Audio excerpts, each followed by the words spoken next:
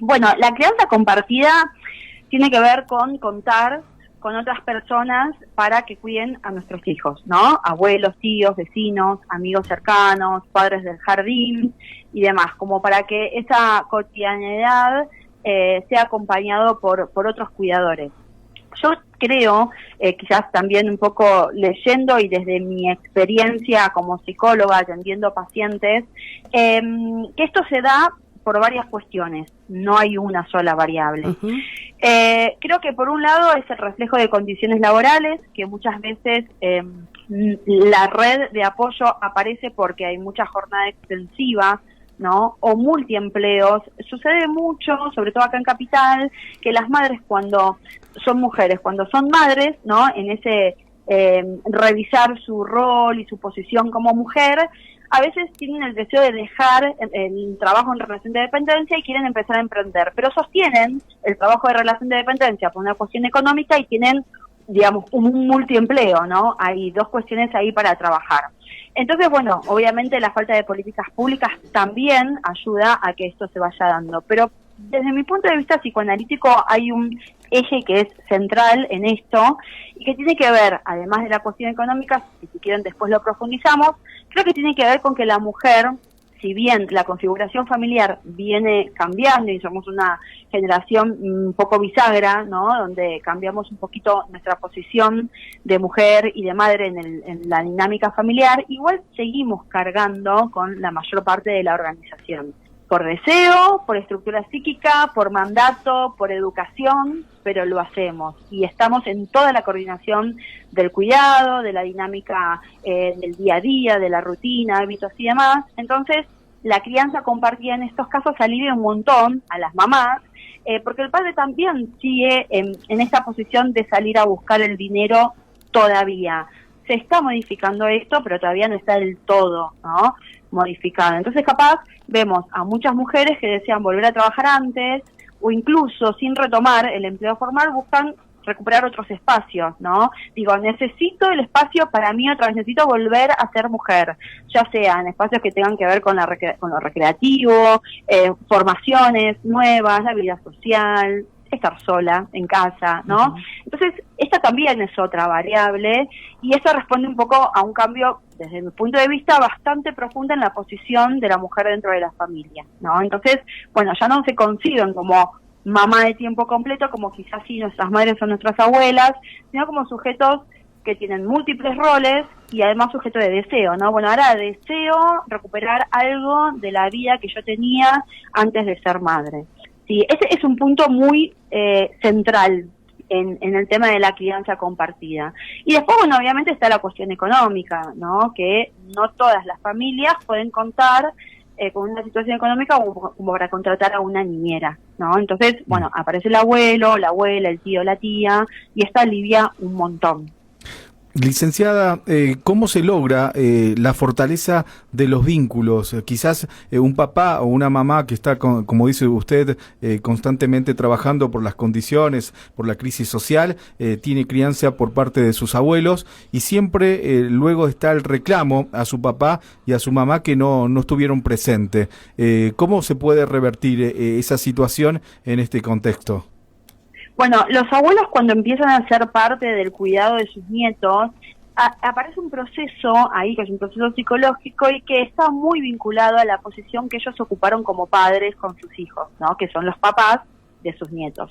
Entonces, muchas veces, muchos abuelos sienten que han cometido errores, o hay culpa, o hay remordimiento. Entonces hay un resignificar en el vínculo con mi nieto, mi posición de padre, es decir, remedio de alguna manera en el vínculo con mi nieto lo que no hice o desde mi punto de vista debería haber hecho con mis hijos, ¿no?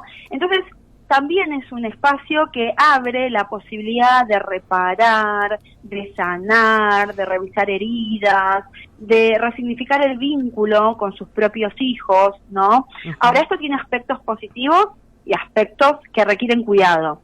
Los aspectos positivos es esto por un lado, pero por otro lado también están asociados, además del alivio a la familia, que ya lo dije, los niños crecen percibiendo que hay una trama vincular más amplia, es decir, no está mamá y papá solamente, ¿no? Digo, esto es más amplio. Entonces se amplía esto del grupo, la sensación de pertenezco a una mini comunidad, ¿sí? A una familia, y eso se empieza a desarrollar. Además también otra de las cosas es que empiezan a visualizar, a experimentar sobre todo y a confiar en otras figuras de apego. Es decir, ya no es mamá y papá, ¿no? Con quienes puedo desarrollar un apego seguro. Como también se puede desarrollar un apego ambivalente, inseguro con los abuelos, ¿no? No sería lo ideal. Y el hecho de la presencia de los abuelos u otros familiares también transmite historia, porque vos pensás que el abuelo viene, te cuenta experiencias de aquellas épocas, cuestiones que tienen que ver con la tradición, esto de la continuidad afectiva, da seguridad emocional, diversidad de experiencia. Cuando yo era chico fui a la guerra, por ejemplo, son experiencias, es un cuento, ¿no? Para los niños. Entonces, es súper positivo en cuanto a lo que es desarrollo emocional. Y quizás los puntos que habría que tener cuidado, y esto lo digo puntualmente desde lo empírico, ¿no? Atendiendo pacientes desde consultorio, es que si la delegación se convierte en una sobrecarga para ese familiar, por ejemplo para el abuelo, ¿no? O es un reemplazo de la figura parental, es decir, ya el abuelo pone límites, ya el abuelo es el que dice lo que se puede, lo que no se puede. Bueno, esto puede generar tensión y sentimientos de ausencia, sobre todo en el nene. Es decir, se tiene que unificar los criterios de crianza, es decir, mamá y papá tienen que poder tener una buena comunicación con esos que cuidan, y bajado a tierra es, mamá, no sé, mi hijo duerme dos siestas durante el día, que haga las 2 siestas, que no aparezca el abuelo que diga, no, pero con una siesta está bien, o hoy no le des chocolate, uy, le di chocolate, ¿no? Ahí es cuando aparece, digamos, algún tipo de dificultad que puede no solamente generar roces en el vínculo, sino también en la percepción del nene. Entonces, digamos, el tema de tener una buena comunicación y de que quede claro de que mamá y papá son los que deciden los criterios y los modos de crianza, y los abuelos, tíos o amigos responden y respetan eso, yo creo que es súper positiva la experiencia, pero eso hay que tenerlo muy, muy en claro. Se hace más difícil cuando la familia es monoparental, digamos, cuando no está papá y mamá, quizás está mamá sola y por eso los abuelos ayudan, y es mamá quien tiene que salir a trabajar quizás en doble turno para llegar a fin de mes, y es abuela y abuelo quienes ayudan, y muchas veces ocupan un rol que uno quizás delega para sentirnos acompañados y ayudados en la crianza. Sí, lo que pasa es que el rol no se delega, y ahí está el inconveniente. Mamá es mamá, papá, y si papá no está, porque papá se fue, porque papá se murió, igual hay un papá muerto, un papá ausente, pero hay un papá. Y el abuelo es el abuelo, que si bien el abuelo podría representar la figura paterna y la figura de hombre para ese niño, es el abuelo. Digo, en una familia hay roles y posiciones. Papá es papá, mamá es mamá, el abuelo es el abuelo, ¿no? Sí. Aunque después aparecen los roles, que no son las posiciones.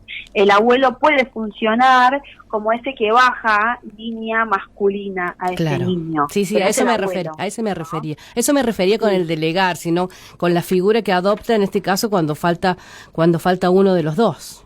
Tal cual, totalmente. Y es positivo, ¿no? Porque cuando falta un papá, falta una mamá, puede aparecer, lo bueno de esto es que puede aparecer otra figura que de alguna manera represente este rol ausente, ¿no? Ausente físicamente, pero simbólicamente está presente, ¿no? Porque un padre que falleció simbólicamente está presente, pero físicamente no. Digo, eso también implica ciertos procesamientos psicológicos que pueden llegar a ser un poco más complejos que la familia tipo, ¿no? Mamá, papá, hijo, pero es súper posible, y ese niño puede crecer emocionalmente sano, con salud psíquica, aún así habiendo ausencia de uno de los progenitores. Licenciada, ¿son los abuelos los más elegidos para tener este rol de cuidadores de los chicos, o también aparece la figura de los tíos o de otras personas de la familia? aparecen figuras, primero de los abuelos, después de los tíos y después de amigos o vecinos o padres del jardín. Lo que empieza a suceder también, y sobre todo a partir de los 5 años, es que cuando los chicos empiezan a sociabilizar y a abrir, ¿no? Esa sociabilización y profundizar en sus vínculos, aparece mucho el rol de la mamá del amigo, ¿no? Entonces capaz el nene sale del colegio, se va a la casa del amigo, y capaz se va a la casa del amigo un día a la semana, después 2 días a la semana, después de toda la noche va al cine con esos papás también, y por más que sea una salida, también son parte de este cuidado, porque ese niño transita experiencias en ese otro hogar. Si bien dentro de lo que es digamos, el círculo social están más en la periferia, los abuelos están más cercanos, pero a veces no hay abuelo, no hay niñera y hay tíos, o no hay abuelo, no hay niñera, no hay tíos y hay amigos, ¿no? Pero la mayoría son abuelos, sí. Estadísticamente los abuelos son los que más presentes están. Uh-huh. Bueno, sí. ¿Cómo influye todo este tema de lo económico, de la crisis, las obligaciones laborales, los 2 o 3 turnos en un trabajo para poder llegar a fin de mes? Influye un montón. ¿Por qué? Porque si una mamá necesita tener 2 trabajos para llegar a fin de mes, no solamente no puede criar a su hijo o cuidarlo, sino que llega colapsada, ¿no? Uh-huh. Llega súper cansada, agotada. Los chicos, sobre todo dentro de los primeros 5 años de vida, transitan distintos procesos psicológicos que tienen un montón de desafíos, los berrinches, la angustia, los impulsos, ¿no? Agresivos que tienen los hijos, por ejemplo, a los 2 años, que son re normales, la construcción del narcisismo, todo eso tiene demasiados desafíos para una madre que trabaja doble jornada, que encima es madre por primera vez, que no tiene los recursos, que no puede pagar una psicóloga, ¿no? Que le ofrezca una orientación a padres, que no puede hacer terapia. Entonces, el contexto de ayuda, esto de la tribu, ¿no? Es imprescindible. Para esa mamá es clave. Y aún así te digo que a veces no lo logran, porque los llevan al jardín doble jornada, entonces los van a buscar y se los llevan al trabajo. O sea, cada configuración familiar tiene sus posibilidades, la economía es lo que permite también, ¿no? Uh-huh. Porque la clase media, por ejemplo, yo tengo muchos pacientes de clase media y optan más por una niñera que por sus propios padres. ¿Por qué? Porque no quieren asumir el riesgo de que los padres, los abuelos, terminan siendo cuidadores, porque la extensión del tiempo también hace la diferencia. Si un abuelo va a cuidar a su hijo, por ejemplo, lo va a buscar al colegio, lo lleva a la plaza y después se lo lleva a su mamá para que coma en su casa con su mamá y su papá, es una cosa. Ahora, si el abuelo va a buscar a ese nieto de lunes a viernes a las 4 de la tarde al jardín, se lo queda en su casa y lo cuida y le da de comer y lo hace dormir y después viene la mamá a las 10 de la noche a buscarlo, ya ese cuidado es mucho más extenso y ya se transforma de vamos a disfrutar en la plaza un rato a te tengo que cuidar, bañar, cambiar de pañal, darte de comer, enseñar, a leer, a escribir. Ya no es un simple compartir tiempo de calidad, ya implica asumir algunas responsabilidades y roles de los papás por estas cuestiones económicas, falta de tiempo, trabajo múltiples y demás, y ahí no solamente se sobrecarga el abuelo, sino que el vínculo entre el abuelo y ese nieto ya no es bueno, mi abuelo es el que me malcría, ¿no? Ya ocupa un rol mucha más responsabilidad y de bajada de línea. Y la verdad es que eso no digo que sea 100% negativo, pero tiene sus riesgos. Sí. Y los riesgos tienen que ver con las líneas de crianza. Suficiente que papá viene con una crianza, mamá viene con otra. Sí. Y mamá y papá nos tenemos que poner de acuerdo para bajar una línea de crianza y unificar criterios y que nuestros chicos no se confundan en los mensajes. Si agregamos un abuelo con su modo de crianza, que hablamos de una generación, 80 años atrás, sí, y una abuela, tenemos 4. Entonces, el nene se confunde. Bueno, pero mamá me dice que no tengo que hacer esto, pero el abuelo me dice que sí, ¿no? Entonces, creo que los límites hay que charlarlos, hay que evaluar, pero bueno, estos riesgos, cuando una madre está sola, familia monoparental, o tiene doble jornada de trabajo, o económicamente no está bien, estos riesgos aparecen con más porcentaje que la clase media, alta, por ejemplo, ¿no? Que tiene mucho más recursos económicos y lo puede resolver de un montón de maneras, ¿no? Desde, bueno, después del colegio vas a fútbol, por ejemplo, ¿no? Y te paga un club, entonces el nene está en el club, ¿no? Sociabilizando, haciendo un deporte. Lo económico es decisivo en esto, sí. Clarísimo.